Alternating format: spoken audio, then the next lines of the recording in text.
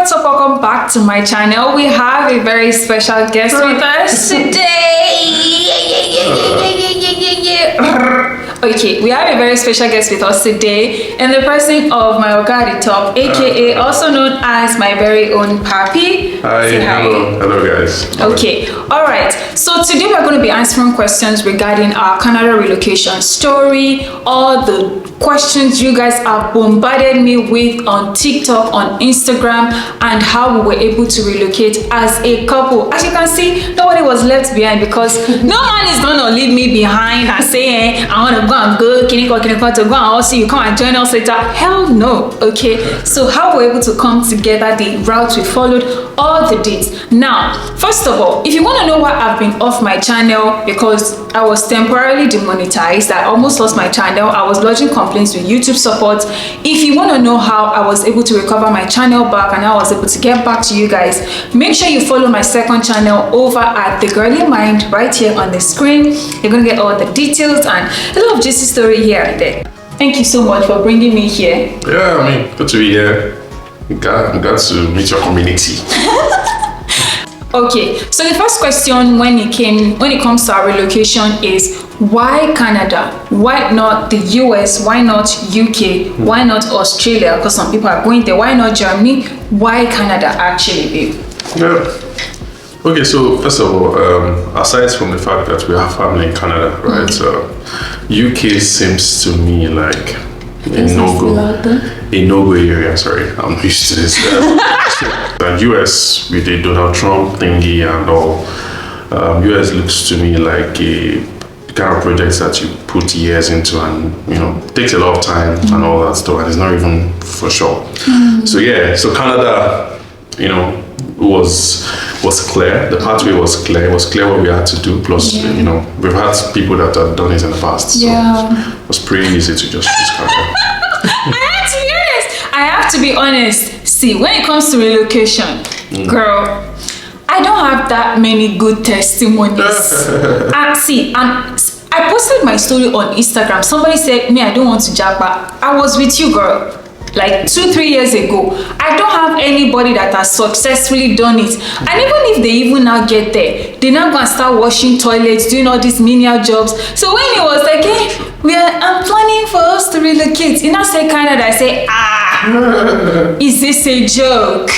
Because do you have a clear pathway? Which brings me to the second question. Yes, which route did we follow and why that route actually? Okay, so first of all, before I get into stuff, right, I like to project and visualize how realistic it is and highlight all the things that it takes to achieve it. So for the kind of pathway that we took, it was PR, permanent residency, and it was mostly because of the kind of skill set that I've built over the years. I'm in tech, so there was a clear pathway for tech guys, and I just took it. So it was clear, it was PR, it was I think it was human capital tech also. So yeah, pretty much. Oh wow, that's so nice. So fast forward to before he started this journey, we had dated for, was it 4 years or so? Yes. Yeah, 4 years. Yeah. It's definitely catch them young. Like, we had been together for 4 years before he now came to me and was like, okay, I'm actually planning this relocation. It's going to be Canada, and I'm thinking of this human capital express entry route, which was what he followed. Express entry. I was not saying, I'm not ready to go to, some people do the express entry and then they will come to Canada to go to school. I'm not doing any master's degree. See, when I dropped my pen for BSc, I knew that was the end. If I am going to school to do anything, it has to be translating to money immediately. Fair enough. You get fair enough, because sometimes you get tired of education, reading. So I can read it sometimes. You get, so when he started and he brought me in, we had a lot of back and forth. Like looking back now, I genuinely would have said I'm no longer doing again if I didn't hear from God. And this answers the question of if somebody is trying to relocate and it's the two of you that are trying to do it, both parties have to be convinced that God is taking you there. Absolutely. I can't remember the name of the movie. I think it was something we stumbled on accidentally. So it was a mountain film, and it was something the pastor said. Something about a pastor that failed in his responsibility back home in the family and was anointed in the church, doing miracles and all, and he lost his first son. And I think the story was around how the turning point for him was when he heard from God, and God told him that the first responsibility for a man is not even his purpose, right? Is his marriage first, is his family first, because that's what God would ask him, about. Then his purpose, So for me, that was a turning point for me. I started thinking beyond myself, and staying in Nigeria. To be fair, we're not doing bad. We're doing very okay in Nigeria. To be honest, we didn't need to travel, but sometimes you have to think beyond the little comforts and think about the future, and that was it. I have to emphasize the fact that most people come here because they want greener pastures and stuff, but we're not doing bad. Like I told you guys on the early mind that I was already monetized, I was earning well, brands were already knocking at my door, and then that November. But it was when we had proceeded further into the journey that you've had brands knocking on your door for a while, so don't be humble. Anyways, so we were not doing bad at all. We had a slight tussle, so we went to our now pastor, who is also like a marriage counselor to us, who is like a mentor to my husband. It was not like your husband wants to travel, you should be happy, you should support him. I said I don't want to go there and somebody will say, now that we are here, you must do this, you must do like this, you must be working this many hours. I'm a soft babe. I'm a soft babe. I don't like stress. So he said, I'm going to ask you to fast for 3 days, and then you're going to come with the word that God gave to you in those 3 days. So I took it seriously. This was around 2021. Of course, I was living alone. It was on his own. So we didn't talk. It was just text during that 3 days. And then I went to God, and God gave me this word according to Genesis 26 verse 3. He said to Isaac, sojourn in this land, and I will be with you, and I will bless you. For to you and to your offspring I will give all these lands, and I will establish the oath I swore to Abraham your father. But if you look at the previous verse, which is verse 2, the Bible says to Isaac that he was going to go down to Egypt, but the Lord asked him to stay in Gerar, which was in a valley. You get? And then the Lord said, dwell in the land that I will tell you. And as I was meditating on that scripture, the Holy Spirit just kind of witnessed to my heart that you're not going to go there to live forever, to forget your house. Sure. You are coming to this place to sojourn temporarily for a while. And when I began to dive deeper into the meaning of sojourning and all of that, I saw that it had a preservation purpose. It had a posterity purpose. There was something behind it that God wanted to do. And so I said, okay, all hands on deck. We're going to ride this wheel until it falls off. Absolutely. You get? And then straight forward to that, you ended up writing your IELTS when? Oh, yes. So this is where the journey begins. So beyond all the fancy videos you see online about people abroad in the snow and all, there's a process to it, right, that can be very tedious, and you need a lot of faith to go through. Yeah. And yes, finances as well. So yeah, it started from IELTS. We had to do our WES. WES is basically evaluating your educational credentials to match the Canadian experience and education, just so they are sure that you have the right education and all. IELTS, obviously, which I think is a waste of time, is a test of our English. I'm speaking English right now. To me, it didn't make sense. Anyways, but it's part of the criteria. We do what they want, right? And yeah, pretty much. Yeah, so we paid, we wrote the exam. I'm just thinking. I had to write it twice, right? The first score was not bad. It was like 7.0. Tell them the score. But I needed something better. I just opted to do it. I didn't need to do it. Do you understand? I just wanted to get more points, so I paid for another one, prepared for it again, and wrote it. And yeah. So he wrote IELTS first, November 2022. I'll never forget. Was it 2022? Yes, 2022. We were already no babe, it was 2021. No, I'm not so good with dates. It was 2022 because she had proposed to me. Whatever you say.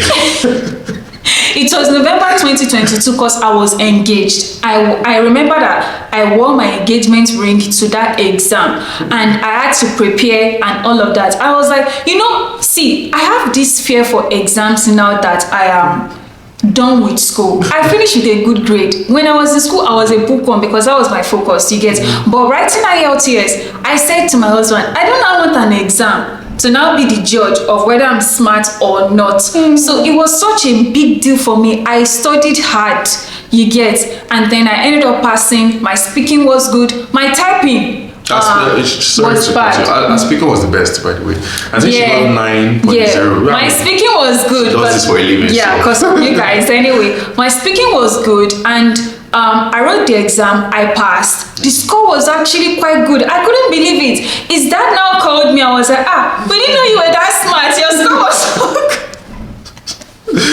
Right, yes. Tell them about living lean and being intentional with the financial aspect. Okay, so let me start this way. You might call it excessive, but I believe in delayed gratification, right? I think the difference between where you want to be and where you are right now sometimes can be sacrifice, is a lot of sacrifice, So there was a lot of that, and obviously, we had to discuss it, and we lived lean. Very. Like we didn't even have a car. We didn't have a car. Do you understand? Pause. Emphasis on the car aspect. I'm not going to lie to you. There were some times that we had horrible experiences with Uber drivers that we were this close. I said, babe, we can buy this car and we'll be able to return it and sell it when our visa comes out. My husband said, no, we cannot. It's a depreciating asset. This, that. It will turn to a liability. I'm like, so you'll be doing all this Uber thing? Like, every time we're about to go out, I just say... We wrote our Uber bill. I don't know if Uber or InDrive have like a summary thing, but I'm sure we had the bill. It was a lot. And then tell them about when we got the first provincial nomination and how the points kept on dropping when you got older. Yes. Okay, so there's a tiny detail that we missed. Before we got married, I was on 498, right? At the time I had gotten into the pool, I was pretty young, and I had tech, I had family members abroad, so my points were pretty high.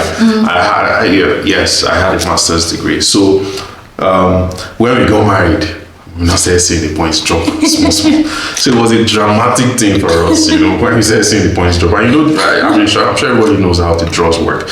Yeah, so when we got married, it started to now become a journey of faith. So because we now had to wait. We had now dropped to 480 something, yeah. Yes, from 498. And as soon as we got married, they called 498. Imagine. Yeah. So again, to make the points go up, we had to do ours together. I think it gave us like extra 5 or 10 points. It was just 7 points as far as I was concerned. So so that happened, and we just started waiting for the Lord to do His work. She got her word, and I felt peace with it, and that's how I know that this is what God wanted us to do. So we just started waiting, and then one sunny day, I got an email that was letting us know that I'd gotten nominated. Okay, but guys, before that time, we had actually did like this visiting visa. It's very See, Shemo has this elder brother that Broske. His family. Broske and Sister Tosin. Yo. Thank you, You are the real deal. So some people be trying to travel, and it's their family that will be busting their balloon like this, No, if you call Broske, it will say, when we get to that bridge. You cross it. When we get to that bridge. It was never overwhelming. It was never overwhelming. You can ask them like plenty questions. They'll say, just take your time. It was always so chilled. Like, and sometimes we will not be able to meet up with the payment timeline. Sister Tosin will say, I don't want them to miss it. Let's do this, let's do that. Like, the way they came through for us, but also that also links to how they were able to help us with the visiting visa. Yes. And So then we wanted to try this thing where we would use our marriage as an excuse to visit. Go on honeymoon. Just to improve our chances. And we got rejected. So that was, but I mean, we still didn't stop. We still went ahead and continued. But you are not telling them that for the visiting visa, we actually had to pay for biometrics. Oh, yes. Like, so we paid for biometrics twice. Apparently, the first time, for them covered the bill for biometrics. You just wanted to encourage us. Yeah. And then the second time, I saw it in the next bill when we got IT, and I'm like, this twice. This is now a money scheme. So obviously we had to. Yeah. And then the first provincial nomination was from. Yes. So this is a testimony, right? And I'm sure a lot of people will know how, I don't want to say hard, but how complicated it could be getting a nomination. So we got nominated once, right? We applied. I made a mistake, right? And it was maybe because the information was not clear enough. Right? It was a mistake that I made. It was something around the IELTS, right? They had asked us to submit our IELTS result. And what I did was it was like an extract from the online results, right, to upload, which, anyways, it turned out to be what they had asked was the physical printed copy. They wanted us to take a picture of it and upload it. But the information was not clear enough. Anyways, the first application for nomination was rejected. They will refund the first money you paid when you're being accepted. And I remember that email was like, we are going to cancel this, but you guys still wait. There's a chance that you'll get it again. Next one. So we got nomination twice. That is from Ontario. For me, that is the testimony. So it was sure that God wanted us to do this. God really did and it. Right. Some people don't get this at all, right? We got it twice. So the second time we clicked and checked everything on the list, and we got accepted. We got our 600 points. Yeah, and I must say that for us, getting the nomination twice was like an answered prayer, because we were sowing seeds, we were diligent, we were showing up to church, like we were very, very committed and faithful. Yes. I would say, babe, have you paid your tithe? To say, I almost forgot to. I have, like, we were standing on business spiritually, because we knew it was God's word that was the source of our faith. And we knew that if we wanted to really get to the end of this journey, we can't afford to do it haphazardly, you get. We can't do it half-heartedly. We have to commit everything into God's hands. And then when we got the nomination, trust me, I came with my kidney. I said, all the paperwork, everything, check it again and again. It checked 3 times until we're satisfied that for 10 months we ran through. Yes, I said, please help us beg Egbon to help us check this thing, so that they don't have to say, do you not have sense? This contact. Do you get? And then the money for that one was quite a lot. You need to emphasize. Yeah, so I think it was $1,500 Canadian dollars. Yeah. At the time, Canadian dollars was just going up, so it was a race in time to actually with the exchange rate. On time. This was around 2023. Yes. This was 2023. Yes, it was. But I also need to emphasize, right, and because this video is also going to encourage someone out there or some couple, and it's an entire journey of faith. And beyond that, there's also works, right? There's also the work that you put into it. We pretty much, before we got married, we made it a lifestyle to give, all right, as individuals and as couples, so we intentionally, there's no year that passes that we do not give actively to the church, to charity, or to some people. So I just wanted to emphasize that when you are in your waiting season, you also have to be proactive and listen to God. When God says it's time to do something, to do it promptly without delay. Tell them about when they called us to submit our passport. Okay. First draw. Okay, yes. So just before I go into that, to double down on what she said, right? It's a team thing, right? You have to come in as a team. Sorry. There's just about much that the guy can do, right? He needs support as a man. If you're a woman listening to this and your husband has mentioned this to you, he needs support. Sometimes financially. Sometimes there are amounts that he needs to raise that you might want to chip in. To beyond just even encouraging him, just to foster the team spirit. Obviously, with 600 points, it means that the next draw, you automatically get the next draw. So we got ITA, that came with another money, millions. Because you need to know that it was both of us, right? So two people. So we had to pay, and there's something on their website about the amount to pay. So we paid that money, and again, waiting game. Then we waited till the request for visa, I think that's what it's called, the request for passport comes out. That one is March. Okay. It was at that point that it starts getting serious. Okay, so this is happening. I know that request for passports that day was not comfortable for me. It was a mess. It rained so much in Lekki. My goodness. I'm going to inside the picture. I sent the picture to her. The Uber driver was just gracious because he was a very experienced driver. And we were on time. So I had to get here early to submit the passports. It was a mess. I just came home drenched. It was drenched. It's not like rain beat me. He came to meet me in the park. So yeah. I mean, so we get our passport. Another thing is, whenever they ask us to do anything, I was always the accurate timekeeper. Because left to my husband, he'll be like, maybe they say we still have 10 days. I'll say, in this Nigeria, where you will go to the embassy or you will go to VFS, they will say they are not. They will say they are not open on Thursday, Friday, Saturday. Come back only on Tuesday. They will give you 1 day out of 10 days that Canada has given you. It is Nigerian office that will give you 4 days out of it. So there were some times when they asked us to come for biometrics, and within the timeline they gave us, we had only like 5 days that was free at VFS. Since that occurrence, I said, if they ask us to do anything, we must attend to it promptly. So as soon as we got that request for passport, me, I even thought, we are not about rejection, no me. You get like, I already told my mom that we are trying to travel. What will I say? You get, but my mom too was like, we are praying for you. You are going to get it. This, that. I was thinking coming on you to be shining teeth, be happy. See, fire was burning me behind. I was thinking to myself that, what if they don't give us this thing, man? What are we going to do? And you're locked and worried. Goodness. After all the money that we have spent.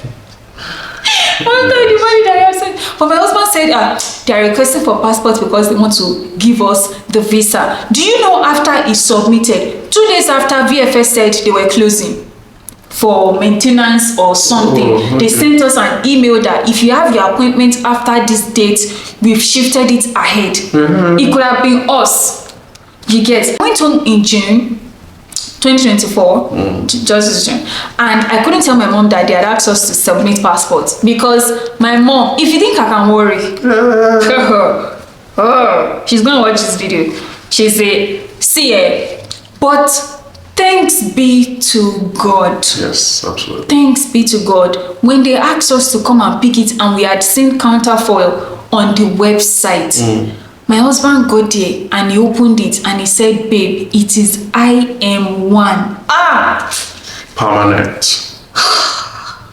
Let's go. With the COPR form inside. Yeah. I said, is this how it is? Before that time, we had joined them. Hallelujah Challenge, where we have thank God. My husband wore his agbada with his Canadian flag. I'm gonna put the picture, but we're dancing, we're praising God. Like, God, you would do this for us, and He did. Then the race began on properties, putting everything together, to telling family. See, I'm gonna say my own experience. Then I called my mom when he got back, and I said, the visa was out. She just burst into tears. She said, oh God, Jesus. same, I was crying. I said, Motifu, I didn't visa. So she said, so Ejomalo Papo. I said, yes, we are traveling together. She said, oh my God. This was July 2024. Yes, I went online and I saw the prices. Mabo. And I just closed. You know, when you just close the window, I just said, you know what, I'm not doing this right now. You know, and I mean, then there was also the having to sell all your properties. You know, we had, remember I said we were lean, you know, so we didn't buy much. Our house was tastefully furnished, right? Minimalist. However, the items were not so many to sell. So even though that was a hustle, trying to find a buyer, find the right price, but critically, the most important thing was the flight. Dear.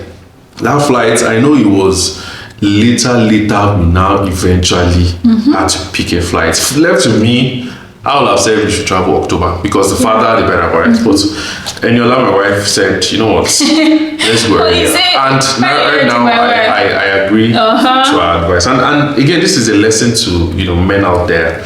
You don't know everything. Do you understand? Sometimes you need to recognize your strengths and allow the person that has that strength to, you know. So yeah, so ours is timing, you know. So we picked up a flight, I think, on Waka now, or so, or Travel Better or something.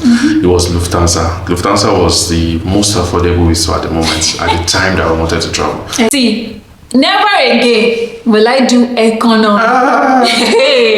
You see, when people used to say that, I will never fly economy in my life, I used to just look at them like, oh, you should be happy that you're even inside plane. Now.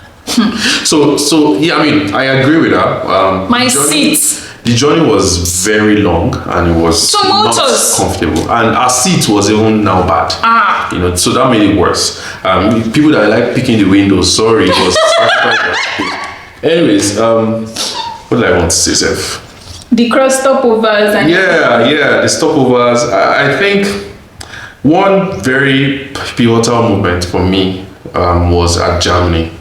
We had a stopover at Germany and we sort of experienced some sort of profiling. We were profiled. The immigration officers had to call the cops. It was that, you know, serious. And it was something very flimsy. I think something about us not unpacking all the items in our bags before passing it through screening and all that. But we booked the flight through a United Nations agency. So we had someone pick us over at the airport and if not for that lady, take us through. A white lady. I can't remember her name. Well, she's Egyptian. Okay. So see, our flight experience was we landed in Toronto. Our flight was originally supposed to land at final destination at Ottawa. And back, let me just go back. Right, 2 weeks or 3 weeks before our flight, we had tried to make arrangements to get a house in Ottawa, you know, and I don't want to talk too much about this, right? But our contact person just went MIA, right? Not to dwell too much on that. And I'm sure people hear about these stories every time. Nigerians abroad, you know, abandoned at the airport and all. So as soon as because we have heard of all these kind of stories, and as soon as we noticed that, you know, it was no more Plan B. You know, it was no more communicating, we just switched to Plan B immediately, which was, I called a very good friend of mine. Who I can't mention his name now. Damn. Or should I? You know, Pastor Philip. Pastor Philip. And Gracie. Yes. Damn. Pastor Philip, God bless you. Richly. See, I am so grateful. So yeah, I mean, I spoke to Pastor Philip and he was, I mean, it happened within 24 hours. Speed. He reached out to a pastor friend in Canada, and before you know it, I jumped on a call with him, and he just started explaining all the places to stay in, where they stayed, you know, how this place is more family oriented. He asked if we had kids. Asked all those questions as well, and you know, it was very fast. Before you know it, we set up a group, you know, and apartments they were just posting apartments that they found. They were, I mean, Pastor Joseph and Sister Fumi and Auntie Fums. Oh, Auntie Fumi. Yes. Báyìí lẹ ṣe rí lọ́kàn mi. I'm not even joking. Like báyìí lẹ ṣe rí lọ́kàn mi. I am so grateful. And not just that, fast forward to me fẹ́ ká lọ sí all the terrible audio. Nígbà tá eventually wá padà wá síbi tá apartment wá wà, did you know that Pastor Philip and Auntie Fumi were waiting for us to receive us? Pastor Joseph and Auntie Fumi, they were waiting to receive us at 12 midnight. And this is coming from a 14-hour flight. 12 midnight. Right. We're supposed to land in Ottawa. We landed in Toronto. We had to get on a 5-hour road trip to. It was not even the extra money that was spent for me. It was crazy. When I saw that they were waiting at the front door. Yeah, we got to the Airbnb and they were right in front waiting for us at 12 midnight. 12 midnight. I was crying actually. I didn't just let. These are people that we had never met. We had never seen them before. The way see, they are God sent. Yes, they are. And that is why if you don't go on this journey with God backing you, even getting helpers will be difficult. And you will be doing everything in the arm of the flesh. Yes. And you will be toiling, you will be stressed out. See, these people showed up for us. Yeah. Not just that, the very next day, which is settling down and all the next steps which my husband is going to get into, they were so instrumental into helping us settling joyfully and stress-free. Like, do you know how hard it is to get Nigerians abroad to help you? And they were waiting for us at 12 midnight. And it took time to explain the process to us that this is how the process is. Yeah. It didn't rush anything. No. It was. They are one of the kindest people that I've ever met. They are so great. Like, by the way, we came home to a fridge. To one meal of food. Fruits. Rice. They had made rice for us. Stew, chicken. It was amazing. Me that I already bought Indomie. I said, thank God it's Airbnb. We quickly make Indomie. I even bought sardine. We eat something before we go to the Walmart close to us. She said you need time to rest. Tomorrow we'll start your waka on Wednesday. And they would come subsequently to pick us up. God. Right? With their car and take us around all the places we needed to go. So health card, bank opening, everything. It was sorted changing the money that we carried, it was sorted within 2 weeks. 2 weeks. And so it's been a very, very interesting journey. It's a learning curve for me as well. And Sister B, hey. Yes, that's Sister B. I love you so much. Like all of you. I love you guys so much. Sister B will say, there's nothing there, I'll drive the car. She would drive the car. I remember when we were moving from the Airbnb to this apartment we are in, because we were like, we wanted to settle properly before we do this video. Sister B was the one who drove the U-Haul. Like a truck. She drove a truck. Sister and she didn't just drop us here. She helped us to move She helped us move in. And this is we are not on the first floor, we are not on the second floor. She helped us to move in. I mean, we had help. God sent help by God miraculously showed. God was just showing off. Yes. God was just saying, that one failed, I will show you that I have your back. It was just like, Deshi, I'm here for you. Like, God turned up for us. God turned up. It showed out. He did. Out. I was telling my husband, I said, see, it's not normal. I don't know if you know, it's not normal for people to just leave everything they care about and do things for you that are not convenient. Yeah. She had work that day. We had to wake up early. I remember when we were moving the items, my husband said, is this close to passing out? No, I moved items, my guys. I'm sure men can relate to this. When you are moving, we are not moving. It's the man that moves. I didn't carry anything. Literally. So my back wanted to break. So grateful to. Auntie Fumi is calling. Look at that. Auntie Fumi is calling. So she called. I had to pick. Okay, that's my sister. That's my auntie. All right. Okay. So babe wanted to say something. What was it again? Sorry. Sorry. What of advice? The one that Uncle Femi gave us. Okay. Yeah. So before we traveled, my uncle asked to see us. My mentor. So we went to see him and his wife, Auntie Sylvia, and he just sat us down and he gave us very important advice. Candid advice. And it was based on the experiences they have had. that I've heard from, actually not had.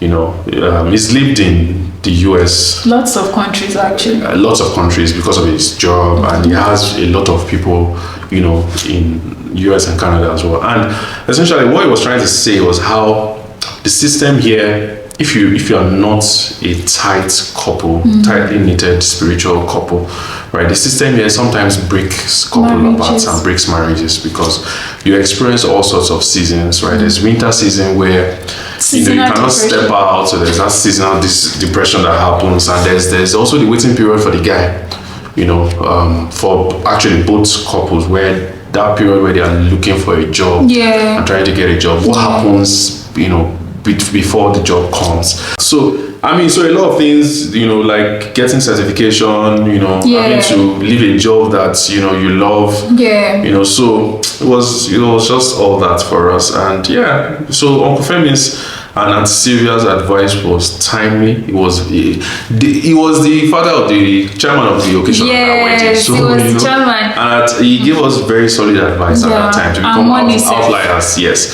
So as when we were leaving, he also gave us an envelope.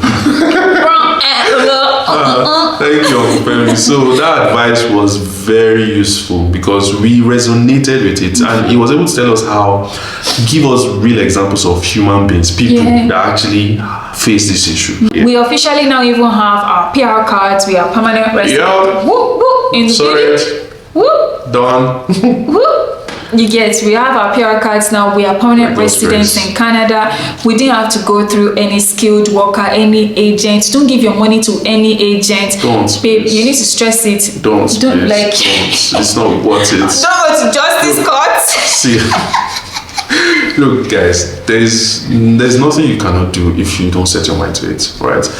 What you're paying for is something you can get on your work decks and do it. It's not hard, it's not difficult. Just do a lot of research, you know, ask a lot of questions from people that have done it before, and you'll succeed. We didn't have help that we paid for. I'm telling you. We did it ourselves, we filled the forms ourselves, all through the process. And with my brother guiding. Anyways, we've come to the end of today's video. Thank you so much, guys, for watching. If you have any questions whatsoever when it comes to relocation, Canada stuff, all of that, my husband is not on social media, but you can send it to me via DM on Instagram and on TikTok. I'm going to be reading. Also put it down in the comment section. He is going to be potentially replying to the comments too, so that you guys can get all the help that you need. But other than that, we stress the importance of all-round preparation, getting a word from God, putting your finances together, telling your family on time, knowing who you are traveling with, if you are going as a couple. All of these things are so important. This is just the beginning of greater and better things to come. Already, girl, as soon as I landed, Ellie Bieber said, girl, where you been? Take some road, okay? Where you been? Got our first, well, not first, but our US delivery started dropping, ding, ding, ding, ding, ding, ding, ding, ding, ding. Like, I'm like, okay, I'm here now. You get, a lot of things have been happening in the works, and I'm just so glad and so grateful that we are now finally here. Last year, we did Happy New Year in Nigeria. This year, we are here. Yep, and by God's grace, tomorrow we are going to also plan for the year. We are also going to plan for the year, all of that.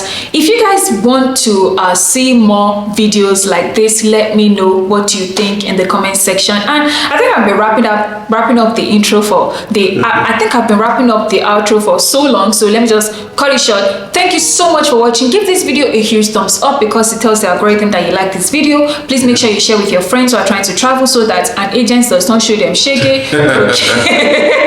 And I will see you guys in the very next one. Thank you so much for coming. Thank you. I love you. I love you too. Love you. Bye, guys.